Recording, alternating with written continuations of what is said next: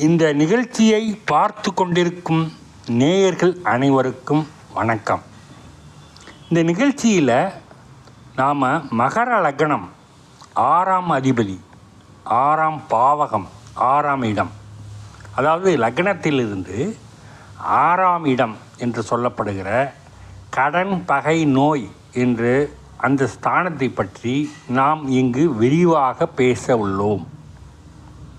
பொதுவாகவே 6ஆம் இடம் என்பது கடன், பகை, நோயை மட்டுமல்ல, சம்பாத்தியம், விரோதம், உறவினர் பகை, தொழில் சார்ந்த விஷயங்கள், இவையெல்லாம் நீண்ட தூரத்திற்கு பயணம் செய்யக்கூடிய வகையிலே ஒருவருடைய வளர்ச்சி வீழ்ச்சிக்கு அது எந்த விதத்தில் பயன்படுகிறது என்பதை பொறுத்து தான் ஒருவருடைய தனிப்பட்ட ஜாதகத்தில் வளர்ச்சி என்பது கண்டறியப்படுகிறது.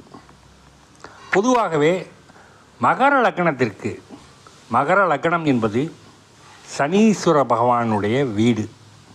இன்னும் சுருக்கமாக சொல்லப்போனால் ஆட்சி வீடு. மகரம், கும்பம் இரண்டிலேயும் சனீஸ்வர பகவான் ஆட்சி வீடு. அதில் மகர லக்னத்தில் லக்னமாக கொண்டவர்கள்,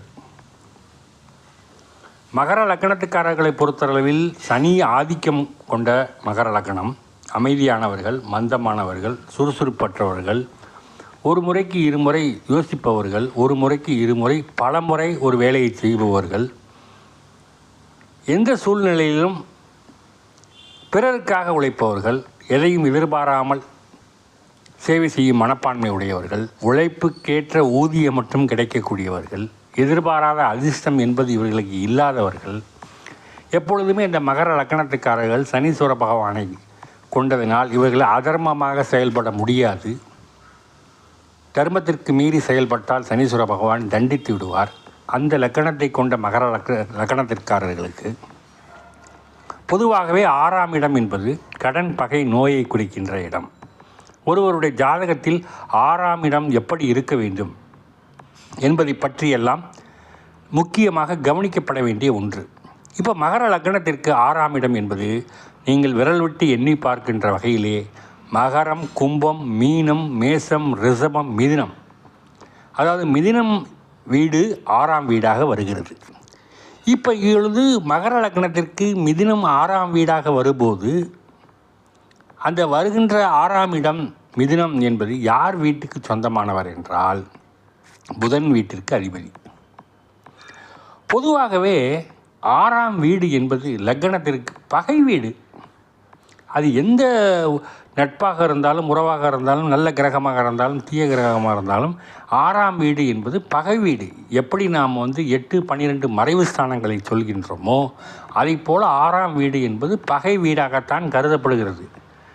நம்முடன் இருக்கின்ற கை விரல்களே நம் கண்களை குத்தும் பொழுது நம் கண்ணுக்கு நம் விரல் பகைதான். அதை போல் இந்த மகர லக்னத்திற்கு மிதுன வீடு புதன் என்பது பகை வீடாகவே மாறுகிறது. ஆனால் சனி பகவான் புதனும் நட்பாக இருந்தாலும் அது பகை வீடு என்ற ஸ்தானத்தில் வலுப்பெறுகிறதுனால் நன்மைகள், பலன்கள் பெற முடியாத வகையிலே இந்த கும்ப லக்னத்துக்காரர்கள் மகர லக்னத்துக்காரர்கள் அமையப்பெறுகிறார்கள்.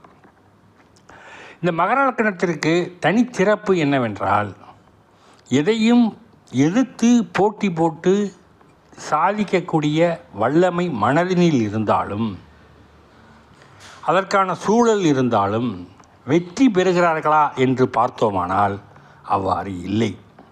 காரணம், 6ஆம் வீடு புதனுக்கு அதிபதியாக இருந்தாலும் இவர்களுக்கு புத்தி கூர்மை என்பது நல்ல பலன்களையும், சாதுரியமான பலன்களையும், சாமர்த்தியமான சூழ்நிலைகளையும் இவர்கள் உருவாக்கி கொண்டாலும் முடிவு என்பது இவர்களுக்கு சாதகமாக அமைவது கடினம். பொதுவாக 6ஆம் வீடு கடன், பகை, நோயை குறிக்கின்றதனால் புதன் வீடு 6ஆம் வீடாக வருவதினால் இவர்களுக்கு அங்கு புதன் 6ஆம் இடத்தில் ஆட்சி பெறாமல், ஆட்சி வீடாக இருந்தாலும் புதன் அங்கு இருந்தால் ஆட்சி பலம் கூடுகிறது. அவ்வாறு இல்லாமல் இருந்தால் உண்மையாகவே இந்த மகர லக்னத்துக்காரர்களுக்கு மிகச்சிறப்பு. மேலும் புதன் திசை வராமல் இருக்குமே ஆனால் இன்னும் சிறப்பு. என்ன சார் எப்போதுமே எல்லாமே 6ஆம் வீட்டுக்கு அதிபதி ஆகாது தானே என்று தானே நீங்கள் சொல்லி வர்றீங்க. இப்போ இதில் மட்டும் புதுசாக என்ன வித்தியாசமாக சொல்ல போகிறீங்க அப்படின்னு நீங்கள் கேட்குறது எனக்கு தெரியுது. ஆனால் 6ஆம் இடம் என்பது பகைஸ்தானம் தானே. அந்த பகை தானே. அதில் என்ன உங்களுக்கு வெற்றியை தரக்கூடிய வகையில் எப்படி அமைய முடியாது. பெரும்பாலும் மகர லக்னத்துக்கு மிதுன வீடு பகை வீடு. புதன் பகவான் சனியும் புதனும் நட்பு என்றாலும் பகை வீட்டு ஸ்தானத்திலே புதன் பகவான் ஆட்சி வீடாக பெற்றிருப்பதனால் தீய பலன்கள் என்பது கண்டிப்பாக 50% நடந்தே தீரும். இவர் பொதுவாகவே கடன் வாங்கினால் கடன் கட்ட இயலாது. ஏன் அப்படின்ற கேள்வி உங்களுக்கு கேட்க தோன்றலாம். அது புதன் பகவானின் ஆட்சி வீடு, 6ஆம் அதிபதியின் ஆட்சி வீடு. பெரும்பாலும் 6ஆம் அதிபதியினுடைய வீடு எதுவாக வேணாலும் இருக்கலாம், ஆனால் ஆட்சி வீடாக வராமல் இருந்தால் நல்லது. இப்பொழுது எல்லா வீடுமே ஆட்சி வீடாகத்தானே இருக்கும், அதில் என்ன பெரிய விசேஷம் அப்படின்னு நீங்கள் கேட்குறது இன்னொரு கேள்வியும் எனக்கு தெரியுது. பொதுவாக புதன் ஆட்சி வீடாக இருந்தாலும் அந்த ஆட்சி வீடு வலிமை பெறாமலும் அந்த கிரகங்கள் வலிமை பெறாமலும் அந்த 6ஆம் அதிபதி திசை வராமலும் வாழ்வில் இருந்தால் அவர்களுக்கு வலிமை பலம் கூடும்.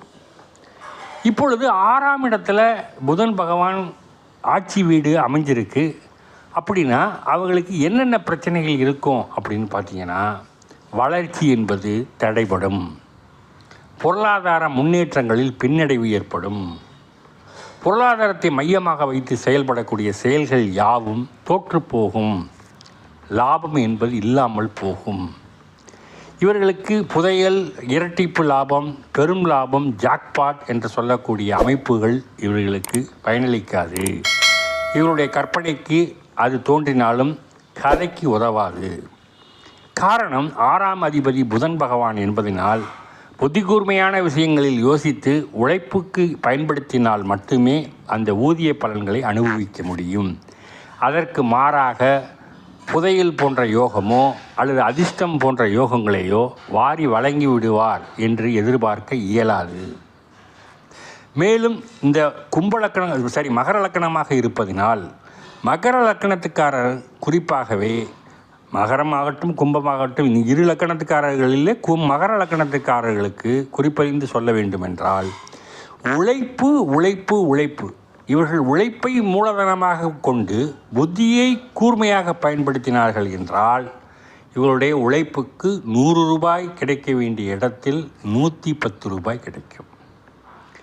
100 ரூபாய் கிடைக்க வேண்டிய இடத்தில் 1000 ரூபாய் அதிர்ஷ்டமாக கிடைக்குமா என்று கேட்டால் கண்டிப்பாக கிடைக்காது. இவர்கள் உழைப்பை மையமாக வைத்து முயற்சியை மேற்கொண்டார்கள் என்றால் அதில் முன்னேற்றம் கிடைக்கும். அதில் அதிகப்படியான முயற்சியை செய்தால் அதிகப்படியான லாபங்கள் கிடைக்கலாம். பெரும்பாலும் இவர்கள் சொந்த தொழில் செய்வது என்பது இயலாத காரியம். அவ்வாறு சொந்த தொழில் செய்தால் கடனிலிருந்து விடுபடுவது மிகவும் கடினம். இவர்களுக்கு எந்த காலத்திலும் கடன் தீரவே தீராது, வாங்கிய கடனை கொடுக்க முடியாது. ஆகவே இவர்கள் கடன் வாங்குவதற்கு முன்பு 1 முறைக்கு 2 முறை யோசித்து செயல்படுத்துவது நல்லது. கடன் வாங்குவதில் காட்டும் அக்கறை திருப்பி செலுத்துவதிலும் இருக்க வேண்டும். அவ்வாறு இல்லையெனில் கடன் சுமை கூடும், வட்டி சுமை கூடும். இது பொதுவான கருத்து. மேலும் பண சம்பந்தமான நடவடிக்கைகளில் கவனம் இல்லை என்றால் இழப்பீடுகள் அதிகமாகும். இந்த மகர லக்கணத்துக்காரர்களை பொறுத்தளவில் புதன் பகவான் ஆட்சி வீடாக இருந்தாலும் பொருளாதார சம்பந்தமாகவும் பங்குச்சந்தை சம்பந்தமாகவும் இவர்களுக்கு வெற்றி வாய்ப்பு என்பது அவ்வளவு முன்னேற்றகரமானதாக இல்லை.